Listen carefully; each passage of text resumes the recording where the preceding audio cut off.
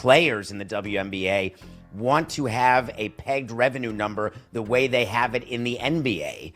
And Adam Silver is saying no, because the NBA owners are saying no, because that's not taking into account all of the money that the WNBA owners need to profit and take off the table to pay down debt that has been accruing over the decades of losses. What's going on, family? It's your girl back on the channel with a big-time update you need to hear. There's fresh info coming out about that massive WNBA deal everyone's been talking about. Yeah, the one rumored to be around $700 million. For this story, we're heading straight up to New York. Let's lock in. Now, it's no secret the WNBA is right on the edge of finalizing this thing. The CBA talks have been heating up and more details are finally starting to leak out. We're talking real money, real changes, and real power shifts. According to a new report from Sports Business Journal, there's a lot happening behind the scenes that fans don't usually get to see. We already heard that Breanna Stewart hinted the deal is close, but nobody's dropped the full terms yet. That's the mystery part. What really got my attention, though, is something I remembered from earlier talks. Players were pushing for changes at the top. There were rumors they didn't want the current commissioner involved moving forward. Now, nothing's confirmed, but if this CBA gets signed, don't be surprised if there's a major leadership shakeup afterward. This deal isn't just about money, it's about control, respect, and the future of the league. And trust me, this story is just getting started. Man, let's slide over to X real quick and pull up this article, because this one is wild. I'm not even exaggerating, bro. I had no idea they were talking about that kind of money. Like, wow, just wow. Wow, wow, wow. This really caught me off guard. So, Sportico Business said the WNBA released its 2026 schedule Wednesday, but just because there are dates on the calendar doesn't guarantee there will be players on the floor. Okay. Now listen. Now look, the Players Union is in a tough spot right now. The WNBA owners basically came out and said, listen, we're not signing this deal. What you're asking for would put us about $700 million in the red, and we're not in the business of doing that. In other words, they told the players straight up, that's not happening. And since then, the players have been fighting a full-on public perception battle. They've been nonstop on social media, posting, subtweeting, throwing little shots, asking fans to sign petitions, telling people to email the league office. They're doing everything they can to apply pressure from the outside. But here's the thing. The players are also saying the owners' numbers aren't accurate. They're saying, we wouldn't cost the league $700 million. So now you've got two sides telling completely different stories, and that's where the real divide is. What really confuses me is the whole revenue sharing argument. Y'all said you had a great relationship with Adam Silver.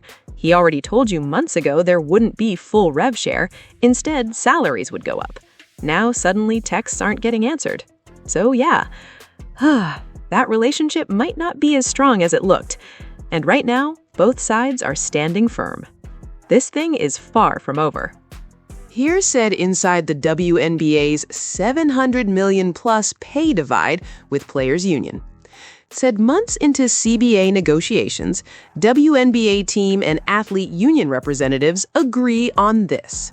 For the first time, women's basketball players' pay should be directly tied to the money their league earns. Then come the details. In them, the devils. From there, the debate. A month after the most recent proposal was shared, the sides disagree over both the type of formula that should be used to set compensation and the exact numbers to plug into it, according to multiple sources familiar with the talks. Here said the latest offers have been framed as using A, the team's and league's gross revenue in the union's proposal, or B, their net revenue after expenses in the league's version, as the underlying measure.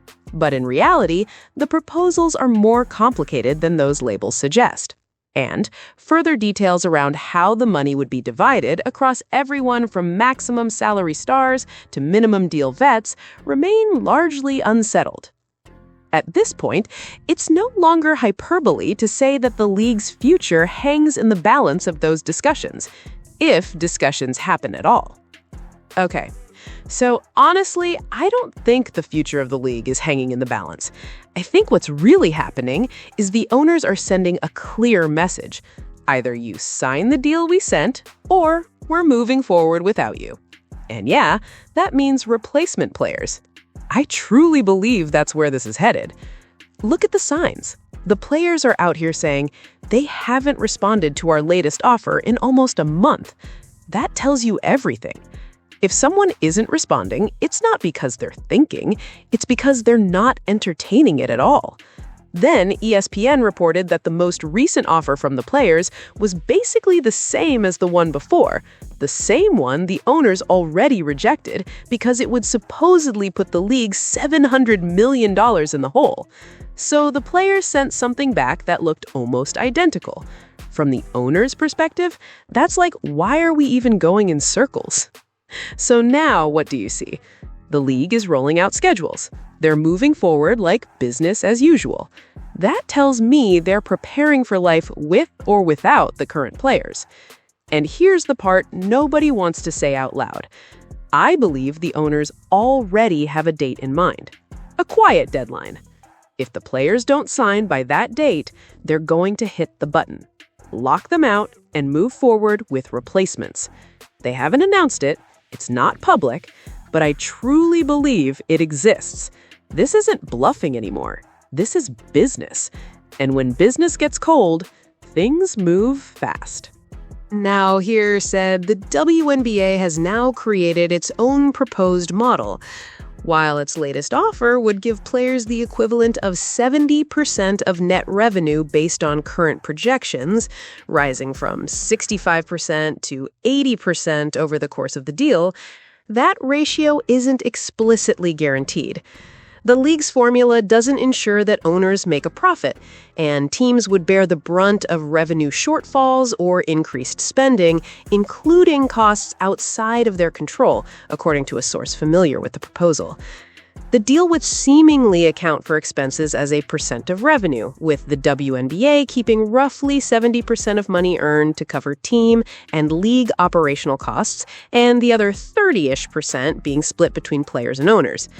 Quote, "Our priority is a deal that significantly increases player salaries, enhances the overall player experience, and supports the long-term growth of the league for current and future generations of players and fans," unquote, the league said in a statement earlier this month. And that's been their whole argument from day one, right? They keep saying, if we give you everything you're asking for, there won't be any money left. And look, we all know the WNBA hasn't exactly been rolling in profit. For years, the league has basically been operating at a loss. So when the owners talk about protecting the business, that's what they're pointing to. They're saying, we're already in the red. We can't sign a deal that digs the hole even deeper. And that's the reality both sides are fighting over right now. Now, here said, the two offers remain far apart in projected salary figures, though not as far apart as earlier suggestions. Over the course of the potential CBA, the union's proposal would likely see more than $700 million extra dollars flow to players compared to the league's latest offer. So look, we're really talking about $700 million here. That's not small change at all. The average salary is jumping from around $120,000 up to about $250,000. And that alone shows you how serious the CBA conversation really is. A lot is changing, and honestly, it's been interesting watching everything unfold. I'm actually glad more real information is starting to come out. For a while, it was all rumors and noise. Now we're finally seeing what both sides are actually trying to do. And at the end of the day, though, none of that matters if we don't get a season. We need a season. Period. Yeah, the schedule's out. And I've been saying this for a while. I still don't believe there's going to be a lockout. I really don't. I know people love to jump online and act like the sky is falling, but I'm not buying into all that. Me personally, I think both sides know what's at stake. They're going to figure this out. So don't let all the internet talk stress you out. People say anything for clicks. I truly believe the league is going to play, and we're going to see WNBA basketball on the floor this season. So, yeah, we're still at a standstill right now, and I'm really curious to see how this all plays out. This situation can go a few different ways, and the next move is going to be huge. But I want to hear from you. Drop your thoughts in the comments and tell me what you think is really about to happen. And if you rock with the TFD, make sure you show love, hit that like button, comment, subscribe, and share the channel. Let's keep building this thing together.